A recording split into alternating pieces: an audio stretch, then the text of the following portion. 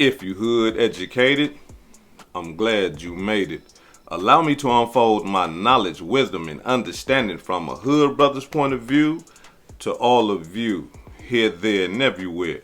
Now check me out. Should grab the or if I should grab the baby or if I should grab Tamir. But I was willing to die. A mother willing to give up her own life to save her son. A family torn apart. Two brothers get into a fight. Suddenly one pulls a gun and kills the other. Noel Williams sat down with the family as they try to put into words exactly what they're going through. The tears just won't stop. I'm never gonna be the same without him.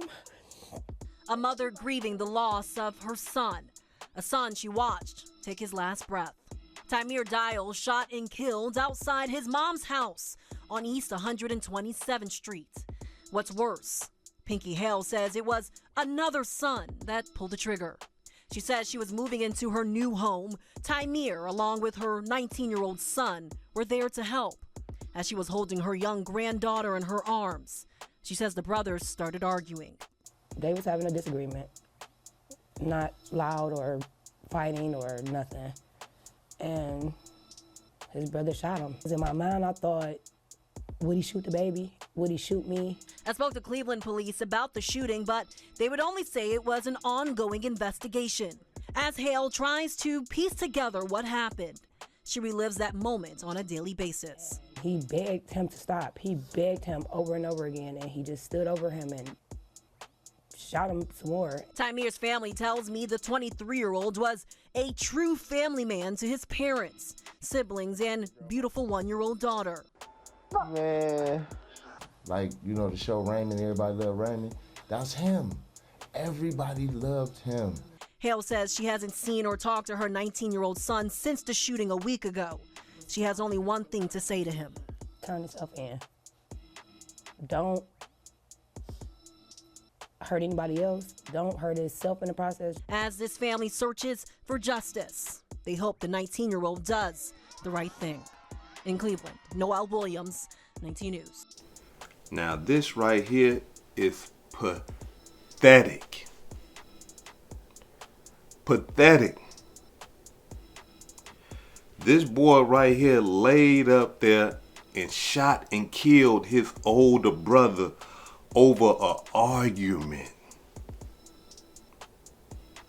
His older brother wasn't putting them things on him. His older brother wasn't choking him, and he seen the tunnel. He seen the white light coming. His older brother wasn't on top of him, you know, putting them things on. His older brother wasn't doing none of that. It was an argument over, hey, look, you know, we moving mama furniture. You put the couch right here, and I'm going to put... No, I don't want the couch right there. I want the... And they get to arguing over that. The younger brother tells his older brother, hey, look, I got this gun. I don't do no fighting. I kill. So what that tell us when we hear this coming from this young boy's mouth? For him to even say something like that, that tells us that this ain't his first time pulling that thing and using it. He letting his big brother know, hey, look, I kill people, bruh. I don't do no fighting. I use this thing right here and I knock people down. So this is what he's telling his brother. This is what he's warning his own brother with. Look, I kill people. And without even a thought, the next thing you know, he done drew this thing on his big brother and get his brother. And they said when his brother failed, his brother was begging his young brother, okay, all right, I'm sorry. He kept shooting him, stood over his brother, kept shooting him. To the point that he shot his brother so many times that his brother turned his back to try to get some relief. And guess what the little brother did? Continued to shoot him. Shot his big brother all in the body, all in the head. And then you would think that after doing all that shooting to your brother, you would think that he would have said, oh my God, what have I done here? Mama, I done made a mistake. Can somebody call the ambulance, please? I'm sorry, big bro. Hold on. Let me give you mouth to mouth. Let me try to...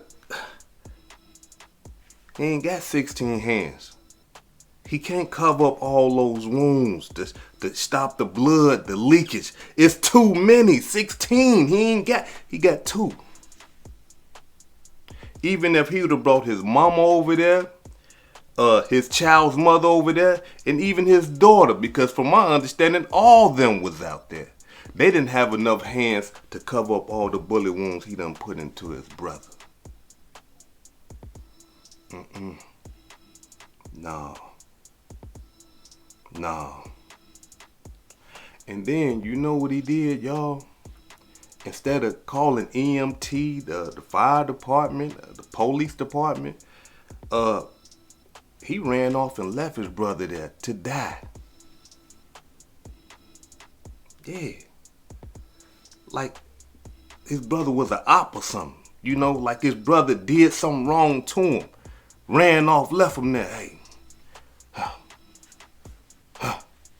You know, he running scared and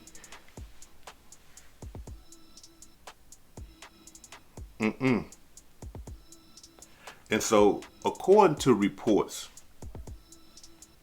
after the shooting had went down, the mother ran up on the son that was shot with all these bullet holes in him, one in the head, and watched her son take his last breath.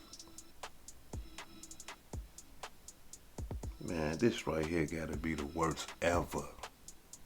I'm talking about ever. And some of us might say, well, this surely couldn't have been an argument for the young brother to shoot his brother 16 times. It couldn't have been an argument. A lot of the people that are close to the situation are saying that the younger brother, Rodney, was jealous of his older brother, Tamir.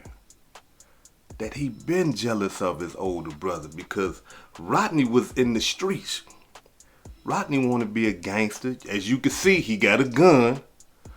Rodney throwing up gang signs and all type of stuff in his pictures and everything. But his brother Tamir, hard working, taking care of his daughter. When he come around, there's energy, good positive energy. Everybody, hey Tamir, what's up, brother? Hey, how you doing, man? What's going on? You know, that type of demonstration. Ain't gotta play tough, act tough, or none of that type of stuff because people respect him, men, women, and children. Had his stuff together, you know what I'm saying? Worked the job. Wasn't in the streets, you know, being a criminal. But his little brother is with all that. And these are the results. These are the results. When we got a little thug living in the house with us and we ain't correcting them. Come on, man. Like, look, let me say something, y'all. Y'all know them boys got them guns in y'all house. Quit playing. You know your son or your daughter is living that type of lifestyle. Quit playing. So you know that boy got that gun in your house. And you just allowing him to run around the house and act like he a full-grown man with life and death in his palms anytime he want to. Anytime.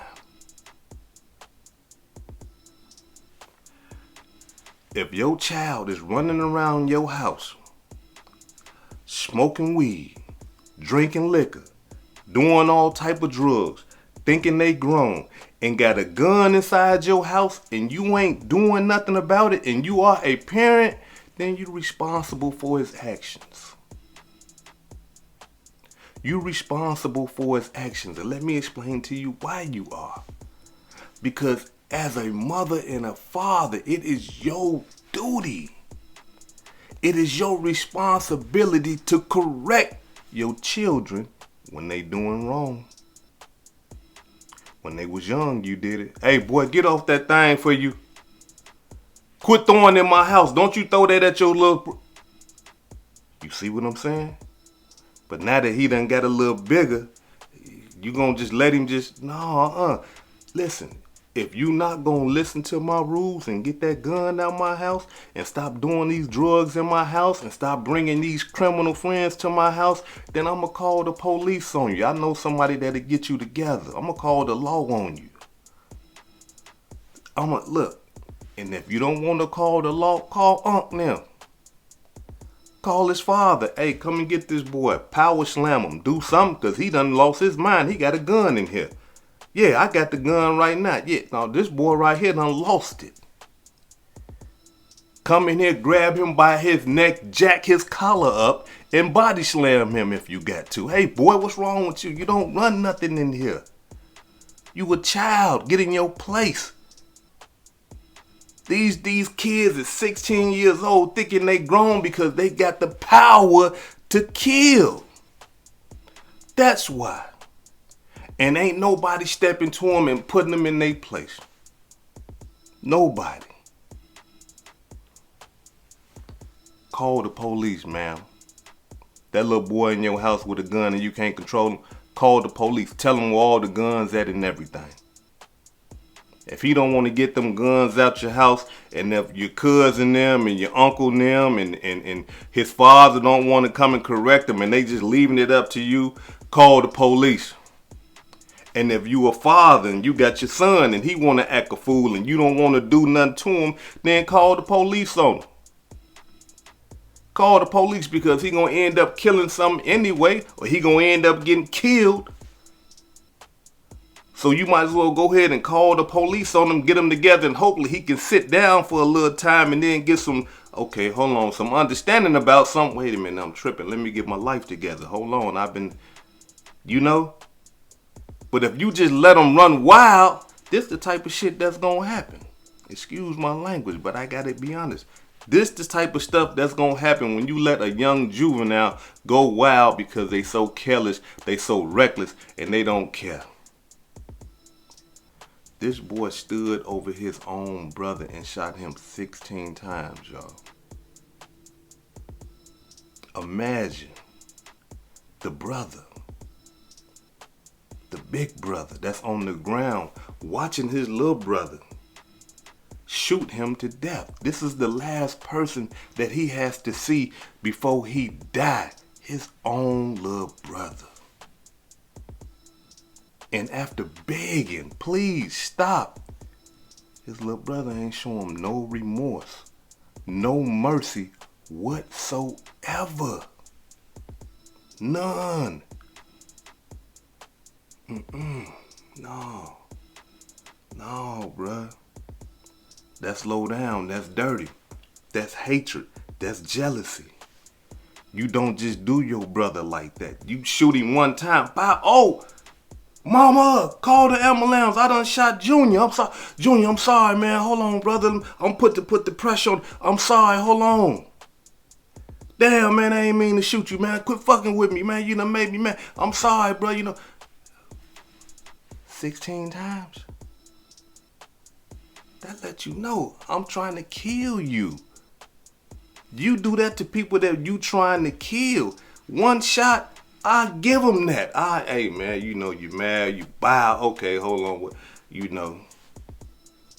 But when you go to 2, 3, 4, 5, 6, no, that lets us know you trying to kill something. You ain't trying to let nothing live. You trying to kill something. And your own brother. And the sad part about the whole thing, if that's not sad enough, this boy right here was only given 23 years in prison. Check it out. Good afternoon, I'm Dan DeRose with 19 News, coming to you from our digital desk. We're about to take you live into court where we have a very unique sentencing on our hands that's going to tear a family apart no matter which way you look at this. This is the case of a young man who got in an argument with his own brother while helping his mom move into her new home. During that argument, he pulls out a gun and shoots and kills his own brother, and he is now going to be sentenced. He has pleaded guilty to involuntary manslaughter, felony assault, aggravated menacing, and today, like I said, is sentencing day. A number of the family members, as you can see, are in court, and it's just one of those situations. We had one just a week or two ago where you had a family member killing other family members, and the sentencing for that, you had people who were torn when they got up to give their victim impact statement.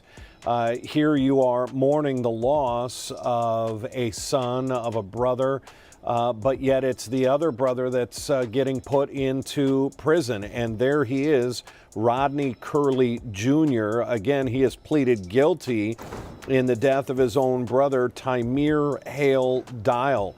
This happened back in October of 2023 on East 127th Street in Cleveland. It looks like we are close to underway, so let's take you live into court. 686-979 for the court today for sentencing. The state is present, the defense is present. The court did receive a recommendation of sentence that was signed off by the victim representative as well as the defendant, with a range of 18 to 25 years, no early release, meaning no judicial release. I'm prepared to pass sentence. Is there anything from the state?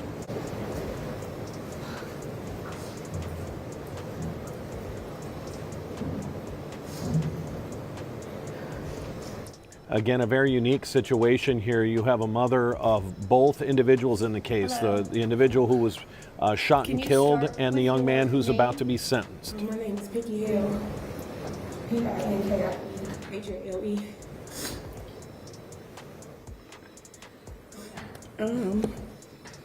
I just want to make it brief. I just really want to say. Okay, take a deep breath. Okay, take all the time you need. I just really want to say that I love Rodney so much. I love him so much. And I hate that all this is happening.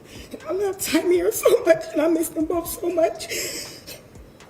And it's just terrible. I don't even know what to say. It's terrible. But that day was the worst day of my life. Because I knew that day I was losing both of my sons. I just can't live like this. And I know he did what he did, and he ruined my life. And he took Tamir's life, and he ruined his own life. He's so young. And I just wanted to let him know that I love him. No matter what, I love him. And I miss him every day. I miss Tamir every day. But that's all I want to say. Okay, thank you. I appreciate it.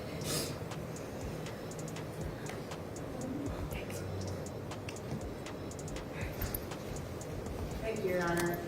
Your Honor, the victim in this case is the defendant, Rodney Curley's brother. He is older. In meeting with Ms. Hale throughout this case and in speaking with her, it's the state of Ohio's understanding that they were moving. Ms. Hale had acquired a new house, and that she had actually been with Rodney for most of the day, moving their furniture, their belongings, in a U-Haul.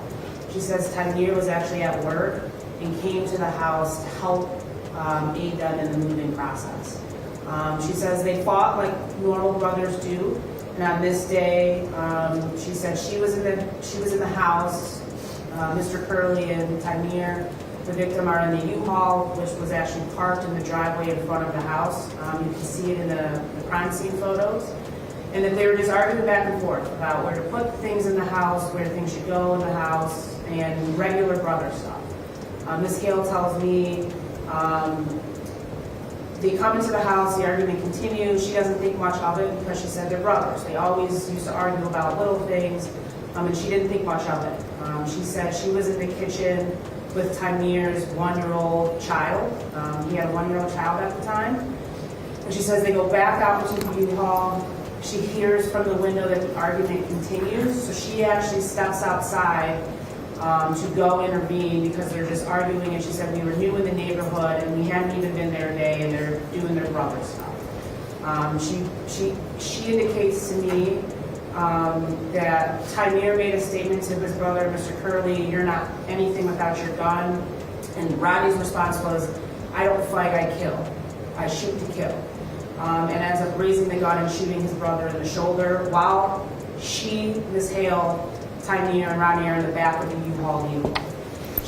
Ms. Hale indicates to me that Tamir jumps down, is laying on his back, and basically says, all right, knock it off, and Mr. Curley continues to shoot his brother. She said he shot a couple of times in the front, and Tamir turns over to try to get away, and she says, her exact explanation to me was Rodney unloaded his clip on his brother.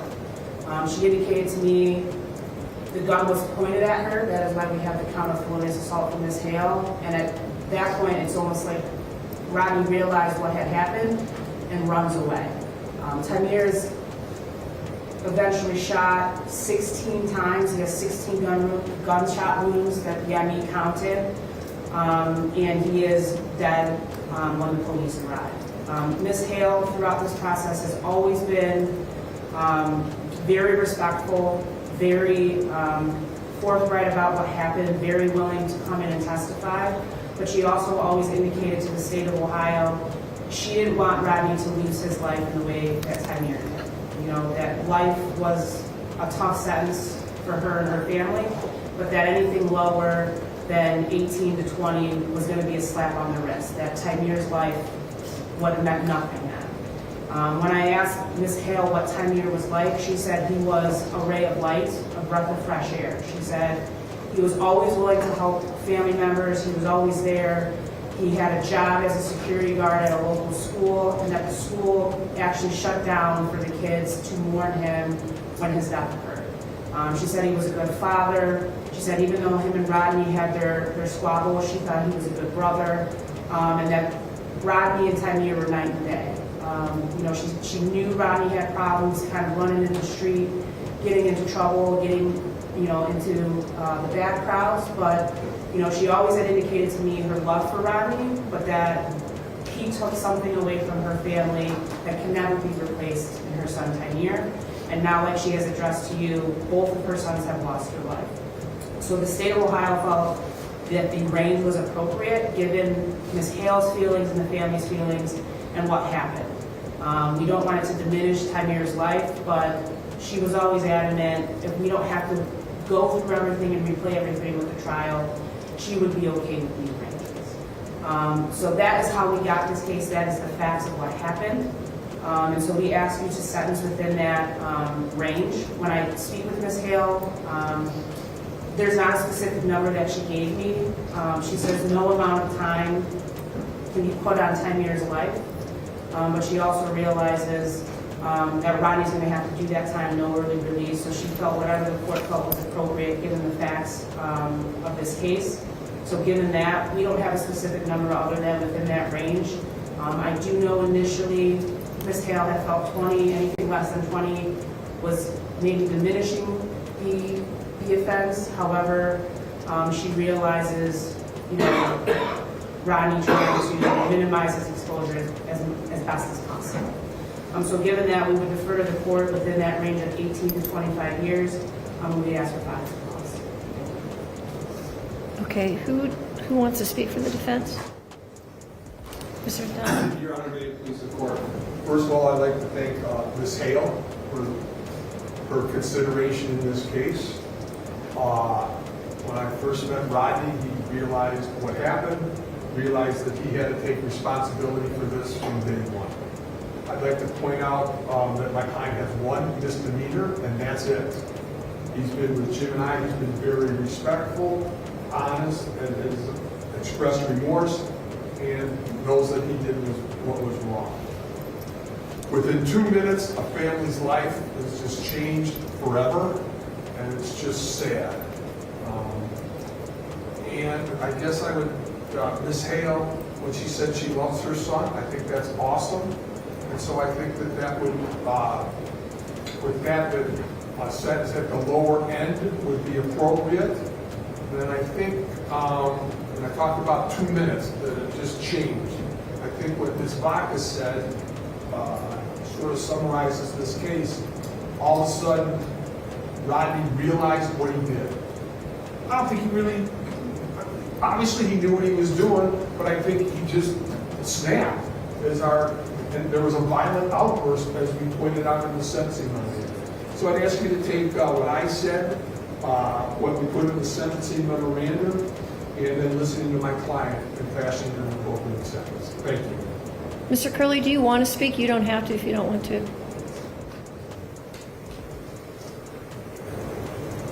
Can you keep your voice up? Can I turn to them? Sure.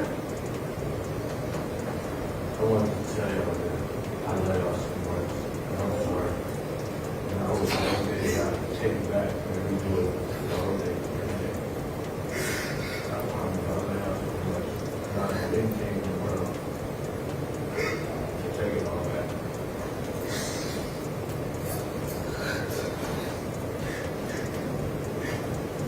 You can be seated.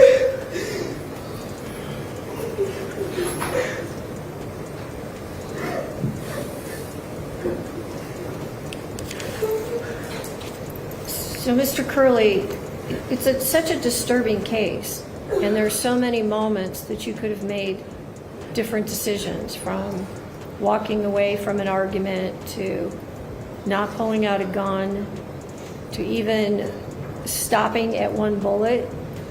Why did you keep shooting?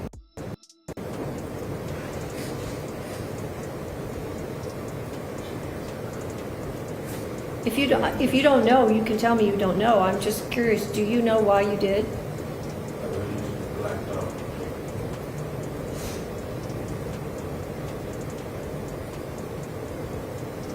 Judge, he said he blacked out. When did you realize that you'd killed your brother?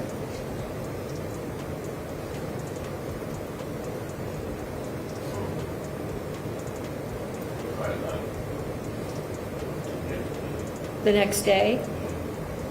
You didn't realize that he was likely dead when you ran?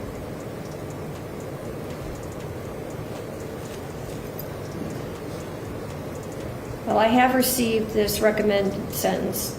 You know that if I accept this recommended sentence, whatever sentence I impose, will not only subject you to Reagan Tokes, but will prevent any judicial release in the future. You understand that? Okay. Count 7, which is the misdemeanor of the first degree, you're sentenced to 120 days in county jail with 120 days served. That sentence is completed. On count 3, the felony of the first degree, the base of the sentence is 10 years with a 3-year gun specification, which is to be served prior to and consecutive to any other term imposed. Reagan Tokes does apply to this count, 5.5 years. PRC is mandatory minimum of 2 to 5 years on that count. On count 4, which is the base merges with count 3, so I'm not sentencing on the base. However, I am sentencing on the gun specification, which is 3 years to be served consecutive to the sentence imposed in count 3. Count 6, a felony of the second degree, the base of the sentence is 4 years plus the 3-year gun specification. That gun specification also be served prior to and consecutive to the base and consecutive to the sentences imposed in counts 4 and 3. This is a total sentence of 23 years. Post-release control is applicable on counts 4 and 6 for a mandatory minimum of 18 months to 3 years. As I stated, Reagan Tokes, I'm sorry, it's 5 years, not 5.5, is applicable on count 3. And as I explained to you at the time of your plea, that enhancement of the sentence is entirely within the discretion of the Ohio Department of Rehabilitation and Correction. You understand that, right? If you violate the conditions of post-release control, the parole board must impose an additional prison term for up to 1/2 of any prison term that I've imposed. So your definite sentence is 23 years. With the indefinite portion of Reagan Tokes, it is 28 years. Fines, fees, and costs are waived. Any questions from the state? No, Your Honor, thank you. Any questions from the defense? No, Your Honor. Mr. Curley, do you have any questions? Mr. Jenkins? No, Your Honor. Okay, thank you. Dan DeRose with 19 News. Just a terrible sentencing to watch as you see Mr. Curley being taken away, Curley Jr. Taken away to prison for 23 years. Rodney Curley Jr. No chance of parole. 23 years for doing his brother like that.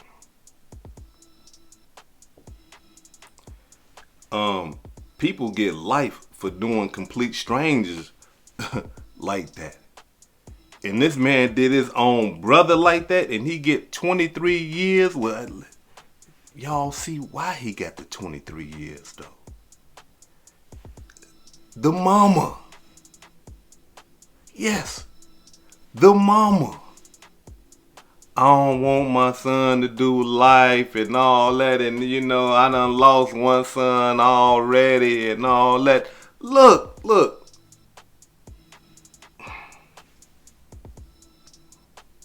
I can't understand that, y'all. I'm sorry, I can't understand that right there. You not finna do one of my children like that and then think that I'm finna have some type of remorse for you after you done showed me how you do my. This is my creation. You my creation, but you done disrespected everything sacred. Nah, ain't no remorse, ain't no mercy. You look what you did to my other. I can't have nothing for you. But she's up here to some. She want him to do 23 years. She don't want him to do life. And the cold-blooded part about that whole demonstration right there is, it gets worse, y'all. Like this is not it. It gets worse. Check it out. And a family torn apart as a man learns his punishment for killing his own brother, shooting him 16 times. Emotion spilling outside of the courtroom. Exactly right. The families for each of the brothers fighting in the hallway seconds later. New at 6, Brittany Weir with what sparked screaming, yelling, and that near fight in the courthouse.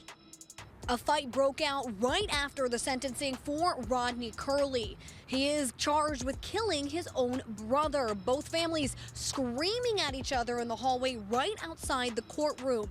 The father of the victim upset because he wasn't present when the sentence was handed down. Tamir Dyle's family is furious. They wanted justice for their loved one, but they never got the chance to tell a judge how Tamir's death will forever affect them. My son had a father, and I'm here, and I was present. He's dead. He's not here. 20-year-old Rodney Curley convicted of murdering Tamir. The two men were half-brothers. Tamir's family tells me there was some sort of mix-up over the time of today's sentencing. After learning of this, Judge Margaret Russo pulled Tamir's family into the courtroom, apologizing for any confusion. I never told anybody anywhere to tell anybody they couldn't come in. This is a public courtroom. You're all allowed in. Raymond Curley was convicted of involuntary manslaughter along with other charges. The prosecution revealing that Raymond shot Tamir 16 times as he tried to run away. Tamir made a statement to his brother, Mr. Curley, "You're not anything without your gun." And Rodney's response was, "I don't fight, I kill. I shoot to kill." Rodney and Tamir's mother in tears as she took the stand, explaining how she lost both of her sons that day. And I know he did what he did, and he ruined my life. And he took Tamir's life, and he ruined his own life. Rodney was sentenced to 23 years in prison. As part of a plea deal, the mother of both boys signed off on a lesser sentence. Normally, everyone, including the victim's family, needs to be aware of the plea deal. However, Tamir's father said he never knew. She should have never been able to sign off on something when she was the main person, the reason why my son is dead. The father of the victim handed the judge the letter that he never got to read in court, wondering if it would have made a difference. In Cleveland, Brittany Weir, 19 News. Men, let me tell you something. Look, I don't care what you're going through. I don't care how bad this woman is playing the game or whatever it is. Get joint custody of your children. I don't care if everything is going okay. I don't care if this woman right here is letting you see your child every week and she letting you take care of whatever. Go to court. Go get joint custody of your children. Once you get joint custody of your children, you want physical and legal custody of your children. Why? Because the mother couldn't do this.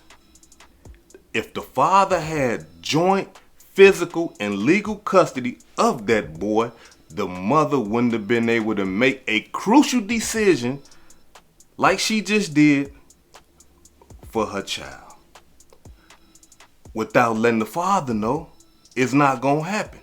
And that way, by you being the father, you can say, hold on, I don't agree with that. But if you ain't got no rights to your child, if you ain't got no legal rights to your child, physical or legal, you can't say nothing. Nothing. You can be paying child support and everything, but if you ain't got those rights, you can't say nothing. You don't control nothing. That's what allowed the mother to get up in there and say, hey, yeah, I'm signing this deal. This is what I want my son to get. If the father had any legal custody, he could have said, hey, whoa, hell no. This boy right here done killed my son. I want him to do life in the penitentiary. I'm not showing him no mercy. Not showing him no mercy. He killed my son. And did you hear what the father said at the end? He said that the mother, she the reason why his son is dead.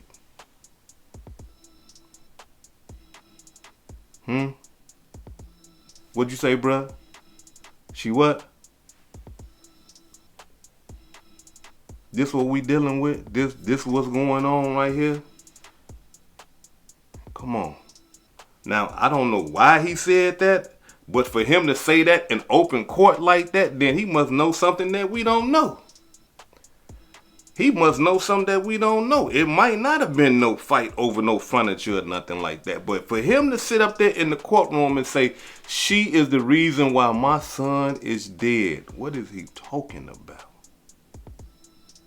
And then for her to sign that deal like that, what's going on? What really happened that day?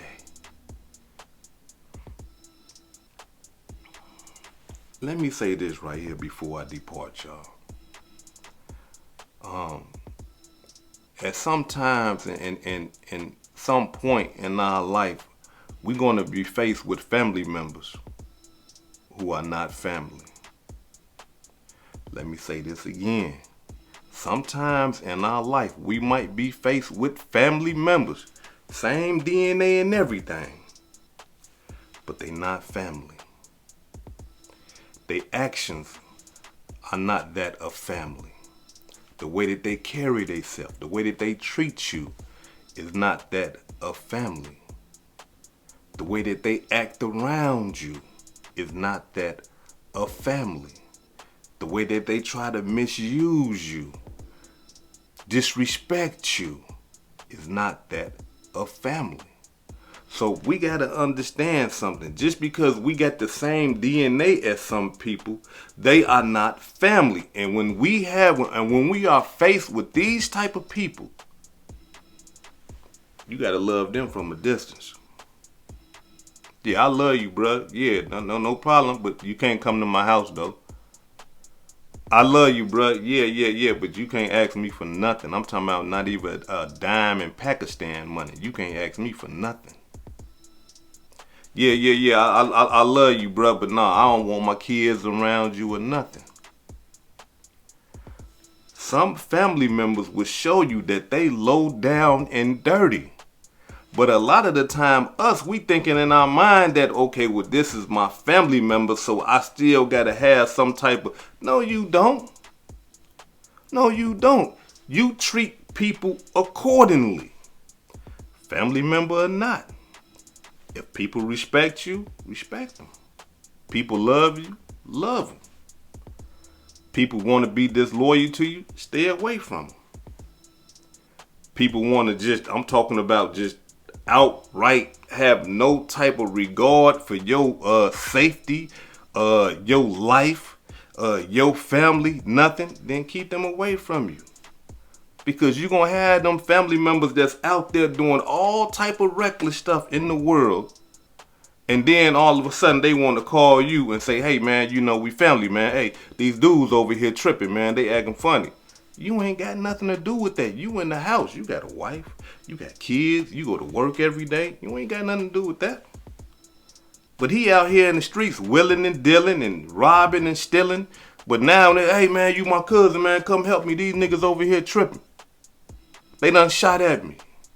And so now you got to come from your nice, peaceful, humble abode and go out into the streets of madness for the sake of this foolish family member? No, don't do it. You would be a fool to do that. And don't care what other family members say. If they say, man, that's your cousin or that's your brother. I'm in the house. I'm not out there in the streets. I'm not living that life that he living. Everything that he doing, everything that she doing, that comes with that territory. Those are her rewards, or those are his rewards for living that street life. I ain't got nothing to do with that. My brother, my cousin, my whatever, I love them, but I I'm over here living right. I got my feet up. I got kids getting on my nerves and all that old type of stuff. No, I ain't got no time to be worrying about no guys in the streets trying to kill me and all that old type of stuff. No, I ain't got time for none of that.